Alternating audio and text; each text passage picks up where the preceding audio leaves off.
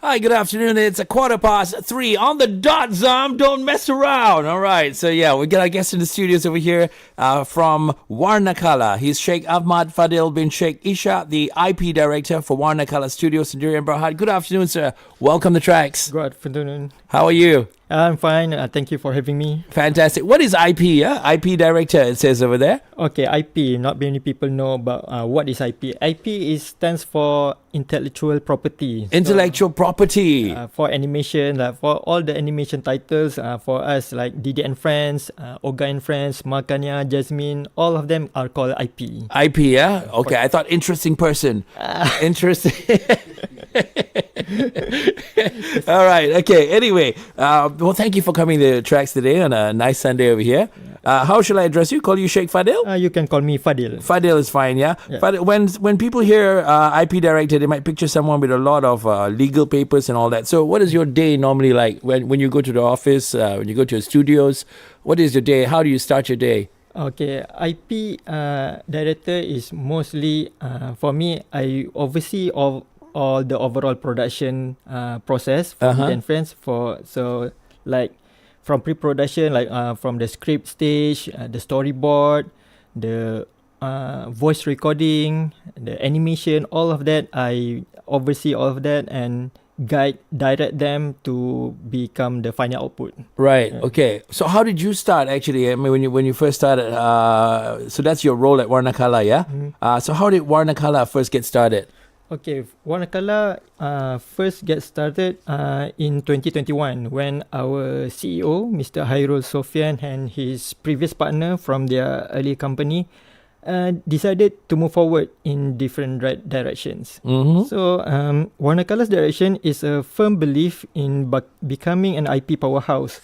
So with Didi and Friends, potential can go even bigger, and the team's ability to produce more quality animation in the world. All right. Okay. Fantastic. Okay. And then you started off over there, yeah? But for yourself, like for you, when you started, how did you start, getting interested in animation and all? Okay. I first started maybe like most of other people, I like cartoons. Back then when I was a kid, I really like watching cartoons, anime and all, and even my parents decided to I need to stop watching cartoons. They even pull out the card. Serious? Back then is what I call Mega TV, I think. Okay. So I cannot. They wanted me to stop watching it, but I continue watch it until my later years in my school. After that, then I really passionate about the animation. I like the movement. I like how they make the stories. So I keep on watching it. I just start drawing it. So I become more closer to really like animation. So that means anything like even commercials on TV, if they use a bit of animation or anything, you'll be glued. You'll be stuck. Yes, watching it. I really like watching it. Really, because there's a lot of effort put into that. Right. So when you think about cartoons back then, what cartoons did you like to watch? Back then, there's a lot of cartoons, but mainly is anime, and because I think a lot of that are not even showed right now. I think it's one of it Captain Sakura. Oh, okay. I even watch it. So it's different, yeah? It's different from like Scooby-Doo and all that, yeah? Yeah, Scooby-Doo, I watch it too. Okay. Because it have like the comedy side in there. But I like also Scooby-Doo because there's a lot of I learn a lot when watching it because how the story is crafted. Right. Because it have a different way between anime and the cartoon like Scooby-Doo. I wanted to learn both kind of storytelling. Right. So there's a difference between anime and just cartoon, is it? Yes. Okay. Can you tell us the difference? Okay, the difference is anime.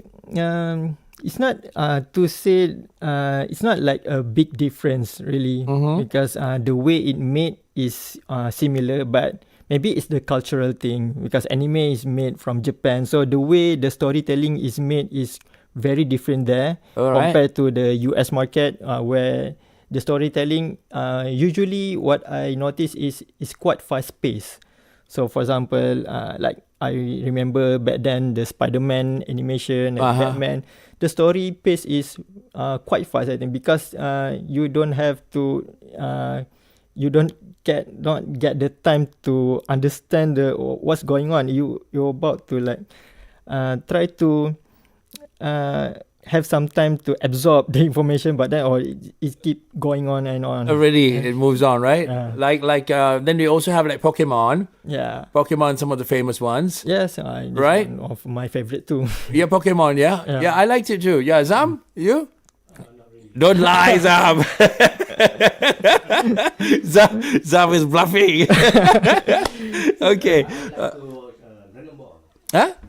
Oh, Dragon Ball. Okay. Yeah. What about Dragon Ball? Yeah, I think Dragon Ball is one of the earliest animation that I love. Okay. I even like read the comics, and I think it's one of the earliest one that I learned to draw, because it's easy to draw the spiky hair rather than like to draw the wavy hair ones, because wavy hair, if you don't make it properly, then it will look very bad. Right. Yeah. Okay. So Liza, I'm trying to just like picture, right? Like what kind of a student you were in school and the kind of things that you do. So maybe some parents can relate, what their kids are doing, and you don't have to panic, because look, your kid can someday be an IP director just like you, perhaps. Yeah. Yeah, there is so much potential. So don't panic if your kid likes to draw and all that. Yeah.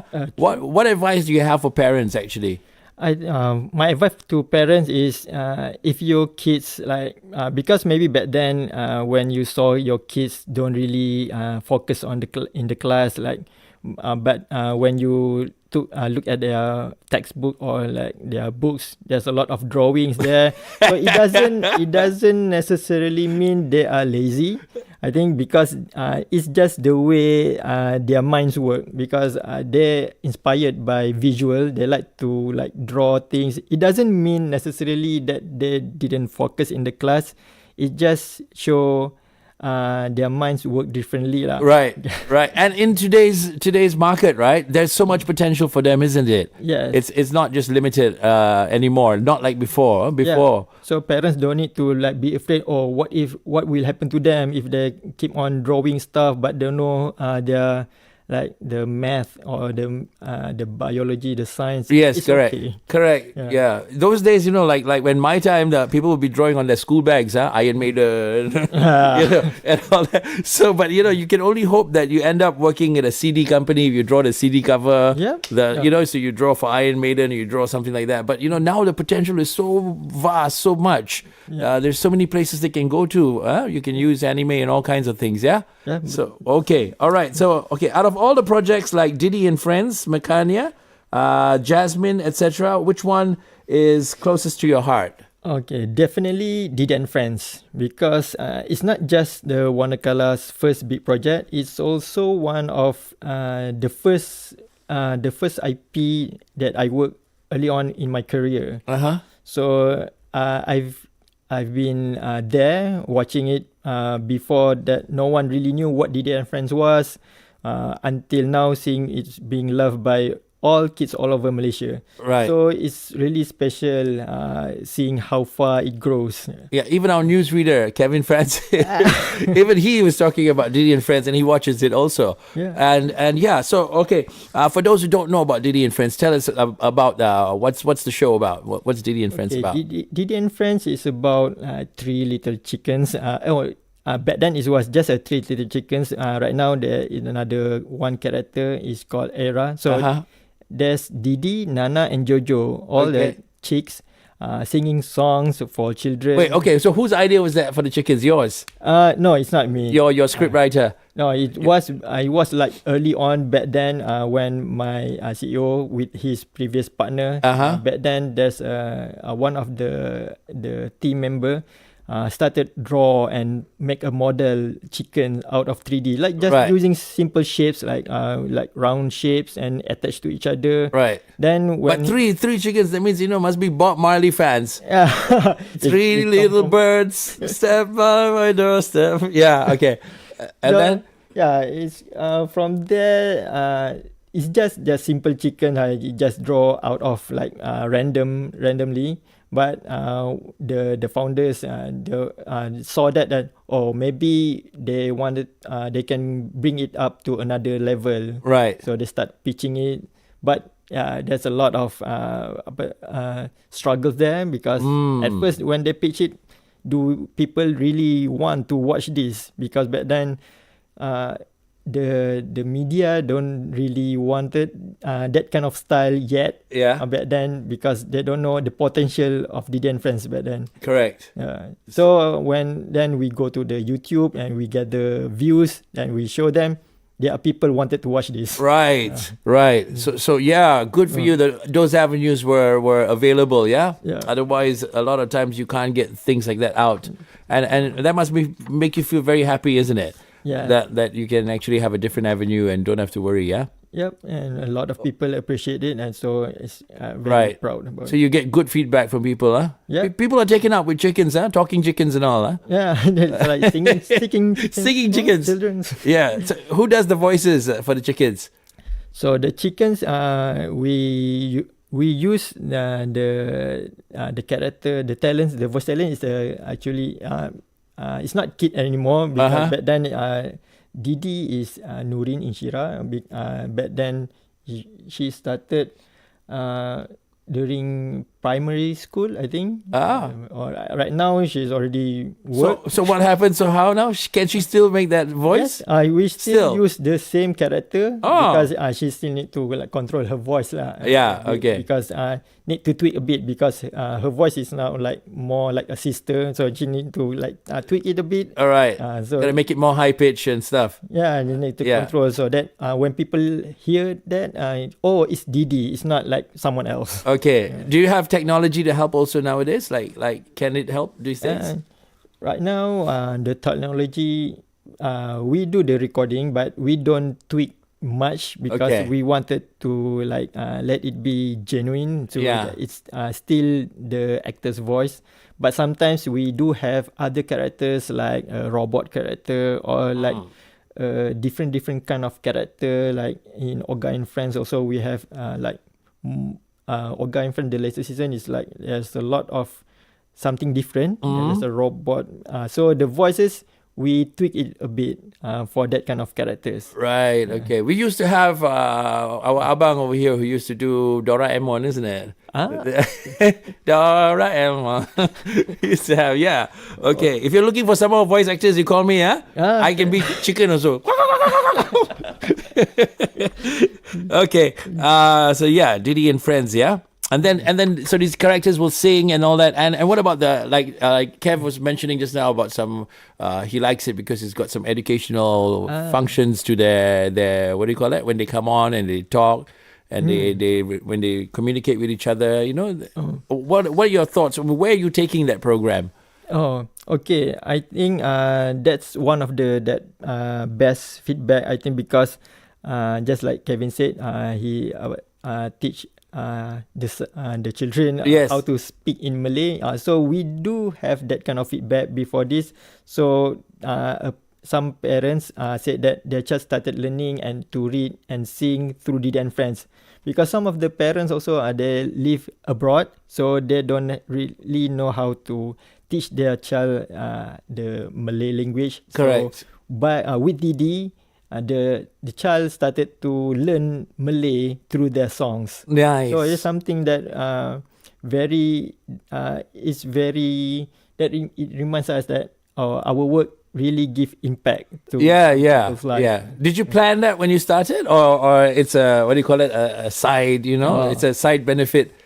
I think because Didi and Friends started as we wanted to give value to the child in Malaysia, so that because back then we all have our own childhood. So right now, most of the kids, their childhood is Didi and Friends. So like we shape their childhood through Didi and Friends. So it actually what we wanted to do is to give a good value to the child so that they can learn new things about friendship, positive things. You need to be kind to each other.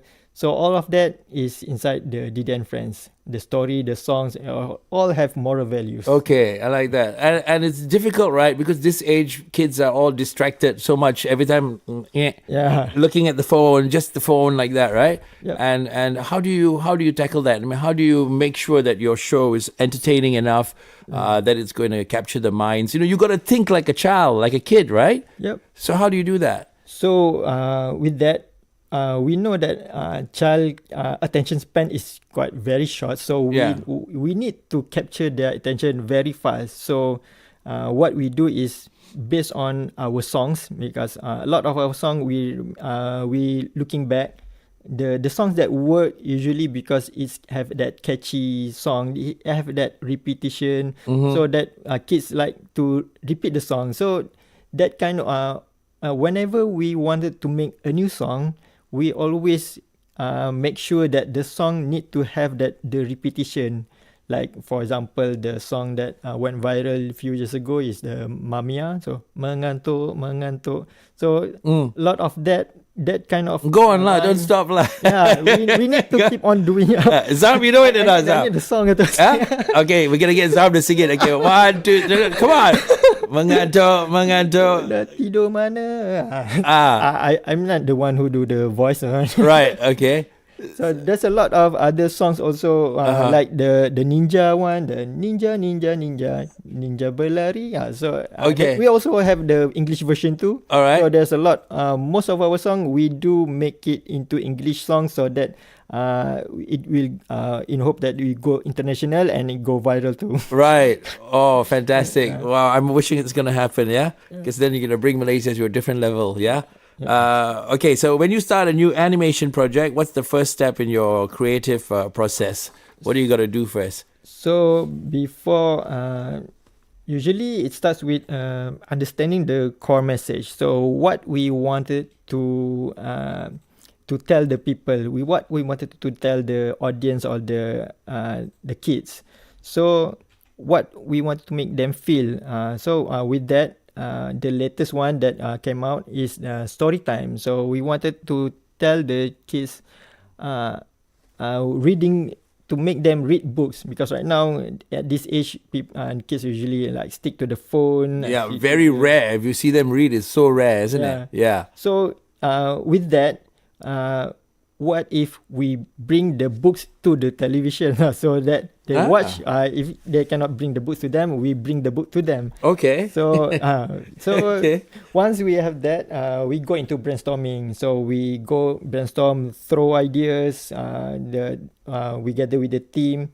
So just throwing ideas, find what clicks to the story. Right. And then sorry, the initial team when you're talking about, how many people are in that team, and what kind of roles are they? Oh, okay. So usually we team up. We gather around the head of departments and the leaders. But most of them is the script writers and all the leads lah. Mm-hmm. How many script writers do you use? For this the previous season that came out is we have about 4 script writers. So we have 4 script writers, but all of them yeah, 4 script writers. Four of them, yeah? Yeah, 4 of them Okay. gather around with all the also with the directors and other directors. So just throwing ideas around, then we decided, okay, this one we take a vote. Okay, this one, do everyone agree with this this direction? Right. So, but then after that, when we agree with the points, then they started writing the script. Okay. So after the script stage done, then we go to the concept stage where they design the characters, the backgrounds. So there's a concept department. Right. But also the script also goes to the storyboard department where we craft the story to like visualize the script. So we bring the script to become visual so that people can we have like align with everyone, so understand that the story should come like this, become like this. So the camera angle should be where the camera should be, right? So that we align everyone, so that then we go to the animation stage. Okay. So that one. Animation stage. So how long from the time when they write the scripts? How long do they have? How long do you give them? We usually give them about 2 weeks. 2 weeks to write how many scripts? Just one episode. One episode. Okay. So we have 4 script actors, so all of them need to come up with one script. So at the end of 2 weeks, we already have like 4 episodes. Yeah. And one season is how many episodes? One season is 12 episodes. 12 episodes. Right. So you gotta have it all ready beforehand, isn't it? Yeah. Otherwise, you suddenly your stock. What do you call it? Yeah, we because we need to. But first, during the brainstorming session, we already decided the pointers. So first episode until 12 episodes. Right. 12 episodes. So we make sure that what are the key points that needed to be in the story, so that the scriptwriter doesn't go off track to the way. So that when we get the story done, then we can like go to the storyboard, animation, and all that. Wow, not easy, yeah. Yeah, it's not. There's quite a lot of work. So it's like if you're saying like so that they don't go out of the way or anything. That means like okay, like you can say like the first 4 episodes. You're trying to build the story that okay they're gonna go climb Mount Kinabalu, right? So maybe the first 4 episodes will be like all the preparations that they're doing towards going to Mount Kinabalu. Yes. And then by the time the 4th episode comes, they're up on Mount Kinabalu already. Yeah. They achieve that. And then the next episode, maybe the next 4 episodes is about what happened on the Mount Kinabalu. On Mount Kinabalu. Then the next 4 episodes is about how they Get back. Yeah, get back. Right. So that we get the overall picture of the story or the season. So if you write any episodes now or any season about Mount Kinabalu, you pay me rights. You got the rights. I get royalty rights. Okay, lah, Zam can get some also lah. Okay, wow, nice. Okay, so then after you finish that, is that the process already? Oh, that's it's just a pre-production process. That's just the pre. Okay, and Yes. then carry on. Then we go into the production process where after the concept, the design is being done, then we go to the modelers. So the 3D modelers will model the character, model the background, the props and everything in 3D. Wow. Then when the 3D is done, they pass to the animators, and the animators also take the storyboard. Based on the storyboard, they animate the 3D characters. So they move all the 3D stuff based on the storyboard. So when they move, everything finished, everything is approved, then we go into the render stage. It's quite technical there. So because from 3D it's quite rough, the visual. It's not like fine refined yet because the color is not there yet. So rendering, You still see the sketches like that. yeah, Okay. you can see the lines. The lines is very rough. Okay. So after the animation is done, we put into the lights. So we put the lighting, or should it be day or it should be night, or it should be the light should be come from behind the characters. So after the lighting is done, then we go to the rendering stage. The rendering is just process where the computer will calculate to produce the visual, a proper visual with proper colors and proper lighting. Wow. And then it's not finished yet. And then we go to the compositing stage. Compositing is where we put like more like effects, like colors, more colors, like maybe some exposure maybe. So that's compositing stage. But it's not done yet. We still need the audio. So yeah, the audio, the recording, the sound effects, the music, the background music. So we need all of that. Then combine all of that, then we can get one episode. And you must make sure it's in sync, yeah? Yeah, it's already in sync because the audio is already there since storyboard. So the storyboard is usually we use like a rough audio set for placement. Then after animating, usually we already have the timing for the audio. So the audio will follow the animation to make sure that it syncs with the animation. So by the time it syncs with the animation, it should sync towards the end. Right. Yeah. So what are some of the big headaches you have in case like something happens or what? Oh boy.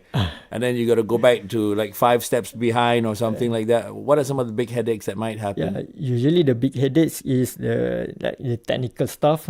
It's a technical stuff and also the reviews. Because sometimes when we review from the maybe the stakeholders decided that it shouldn't be like this, and we already fine. Oh. But also is that one is normal. But the one that we cannot control as much is the rendering stage actually, because the rendering stage is quite technical. So sometimes there's a lot of bugs and there's a lot of like something that we didn't notice. Like suddenly, there's a clipping here. Ada tembus, ada a bit. The character looks floating. Suddenly the light gone. It's become dark. So we need technical stuff that usually it takes quite a while. So the render artist usually like press the button and let it render. Then after a while they check it. There's the shadow is gone. Or suddenly it's dark.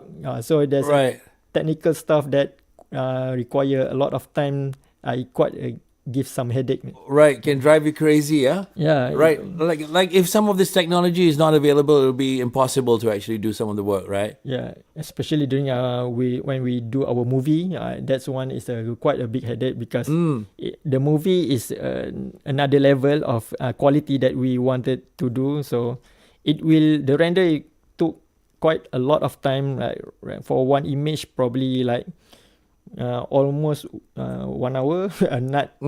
Sometimes 1 hour, sometimes like 30 minutes for just one frame. One frame. So when there's error, there's a big headache. We need to like fix already all of that. Right, one frame, and how many frames are in to make one episode? If one episode, it up to thousands. Oh wow! But for a series, we tone it down a bit so that it's manageable. Right. So it becomes that one frame doesn't necessarily take about that long. Usually just few seconds for one frame. Right. Yeah. So how can you tell like which is a good animation and which is bad for normal people like me, who don't know about animation and all that? So when we watch, right, if like from now on, because we heard you talking today and we want to like pay attention when we watch animation, right? How can we tell this one is something that is, people put a lot of effort into it, this one they did chinchai, or this one is not up to standard? Okay. It actually up to everyone's taste actually, but the key is when you look at the animation, does it sticks with you? When you watch the movement, is it really for you? Does it look normal, or does it look? I think normal people don't walk like that.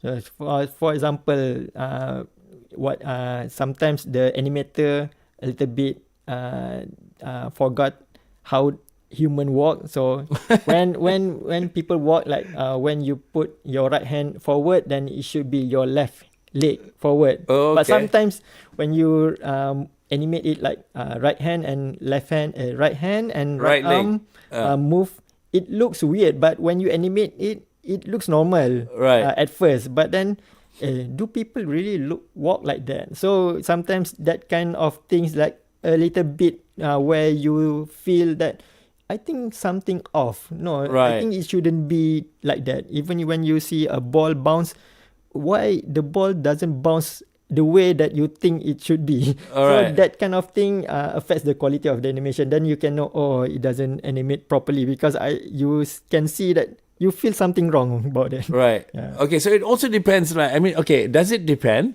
If it's a funny animation or something, would you be like, you can like, never mind a bit. No, it's okay. They're meant to walk funny, or But if you talk about like something serious, like a serious animation, and then like some things like maybe Clone Wars, Clone Wars, or The Bad Batch. All those kind of animation, right? You'd expect them to be more real, isn't it? Yes. As opposed to because if I watch Bad Batch and all that, I don't need to watch real actors. Yeah. I'm happy watching animation, right? That does that for me. But so there's a difference, yeah. Yeah, correct. Because it depends on the style of the animation. Because sometimes the animation is if the animation go to the more realistic kind of style, then it should look quite close to real. But if it's let's say maybe like cartoon, like previously, like maybe Scooby Doo, so it doesn't necessarily need to be too realistic. Correct. As long as it looks funny, and it looks fine to you, then Right. it's okay. Right. Scooby-Dooby-Doo. All righty. Okay. What's one big challenge you face in production? You talked about a lot of that already, yeah? Yeah. So how do you usually discover and nurture new talent, whether it's animators, writers, or voice actors? Okay. I know you're going to hire me already. So, okay. Most of the time we find new talent through collaborations or from freelance project. Because previously we have some jobs, and we need like extra storyboard artists because our storyboard team is already occupied. So we outsource them. Then when we outsource them, we see, this guy, this person has potential. The storyboard looks nice, so we will hire them if it's in the budget lah. Right. Okay.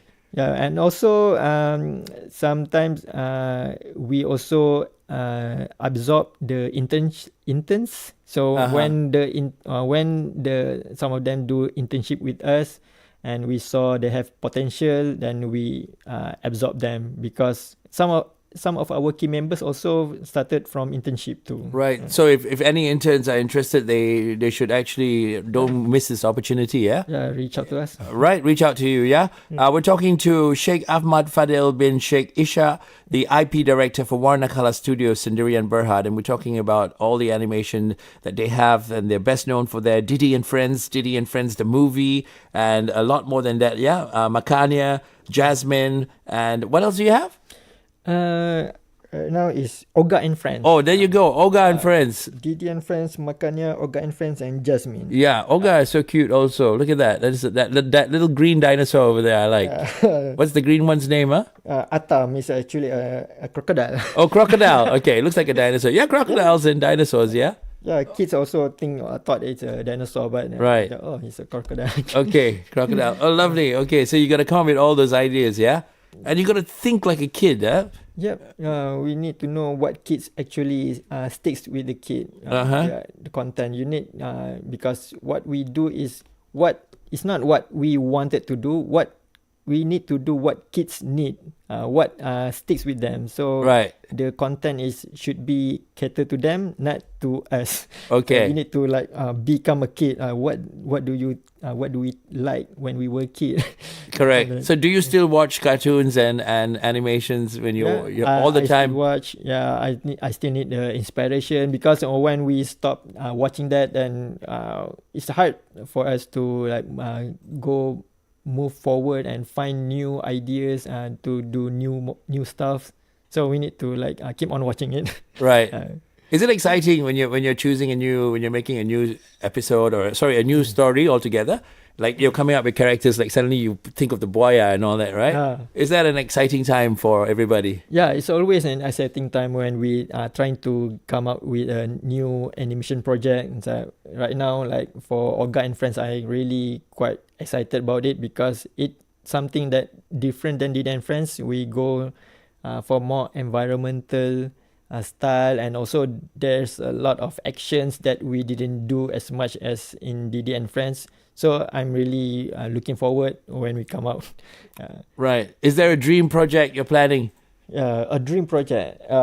There's a dream project. Maybe a movie. Yeah, because something an animated movie is something that's not easy to involve in. So whenever we get the chance, so we really looking forward to it. But because we already have some experience when doing Didi and Friends, the movie, so to make the next movie, it should have a better ways and understanding, so we can do better than previously. Nice. Always looking to better yourself, yeah? Yep. What is some nice, heartwarming feedback that you've had from parents or fans or anybody? I think the one that I just mentioned previously. I think because the kid know how to they learn Malay language based on Didi and Friends. When they listen to Didi, and they know how to because some kids that have like what's it called, there's a bit of a speech delay. So in Didi and Friends songs, we have that catchy repetitive song, so they can started to learn how to speak, how to sing in English, in Malay, because that one is one of the feedback that we received lah. Quite very, I think very proud about it. Nice. Yeah. Oh, okay. So what's one word you think that can describe Warnakala Studios today?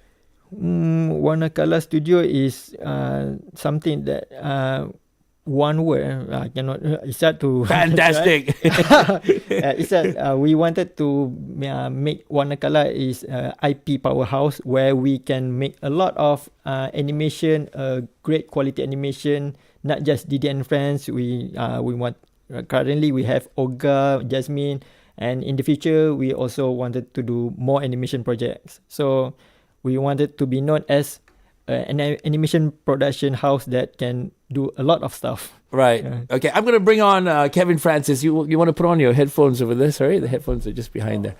We'll bring on our newsreader, Kev. Yo. I knew you'd be there, Kev. All right, Kev, speak to Sheikh Ahmad and what questions do you have? Go ahead. Hi, Fadil. Hi, Kevin. Yeah, no questions actually, but I just noticed that Didi has been moving into some kind of a different kind of environment where they start saving people, a rescue mission, right? So I guess while listening to what you're telling Nigel about the brainstorming and all that must be quite interesting and also quite challenging to come up with all these ideas because it's like a brand new segment, isn't it? Yes. So that's nice. So thank you for that.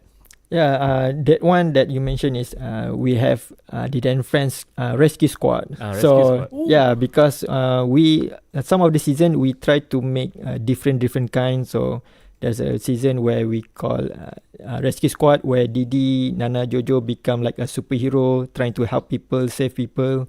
And then the next episode we go, it's called Kembara Musical. So they go adventure, try to play songs. Yeah, so every season we always try to come out with something new. It's not so that it doesn't feel repetitive as much. So people will always wanted to watch and get to know what Didi and Friends up to next. Yeah. And also maybe I can make a suggestion because I noticed one of the episodes Didi and Pak Atan and all that, they went to London, right? Pak Atan was driving the bus in London. In London, It is London. Yeah. So I was thinking maybe we can do more like since Visit Malaysia year next year, we can do more episodes about discovering the local places. So when my kid is watching, I can say, oh, nak pergi sana, like you want to go there in Pahang somewhere or whatever. Local one. Local Malaysia. Malaysia destinations. Yeah. Yeah, we can we can try to do that maybe in future. Yeah. Hopefully. Hey, no money for you, huh? For me only, huh? I'm trying to get a job, lah. Yeah, I think it would be nice, yeah? If you go nice. to, you go to Penang and then, there's Green Man cooking char kway teow.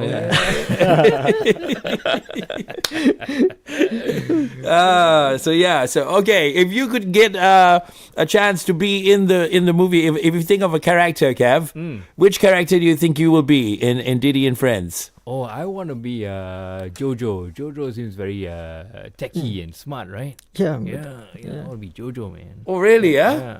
Oh, nice. Okay. That's Jojo character. Okay. All right. So, Kev, we should join you in the news in a bit from now. Alrighty. Thank you, my brother. Thanks, Fadil. All right. All right. So, oh, okay. Anything else you want to add on? You want to tell our people and our listeners about what they can expect from Didi and Friends, what they can expect from Warnakala?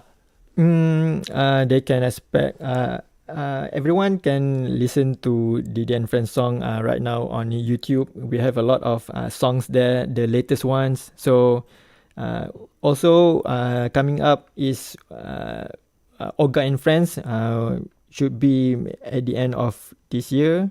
hopefully. I think. Right? Yeah. So there's a lot. They can look forward for us to come up with a lot of more animation, interesting animation like Olga and Friends, Didi and Friends, Jasmine in the future. Maybe other animations too. So we are very excited to like make more animation in the future. So there's a lot of other animation that we're currently working on that Right. we didn't reveal yet. Yes. I'm sure this is just the beginning for you, yeah? Yeah, there's a lot It's of it's exciting got stuff. you got a nice bright future ahead. Did you ever think it was gonna be like this when you started off? Not really, but this is what I've been looking for.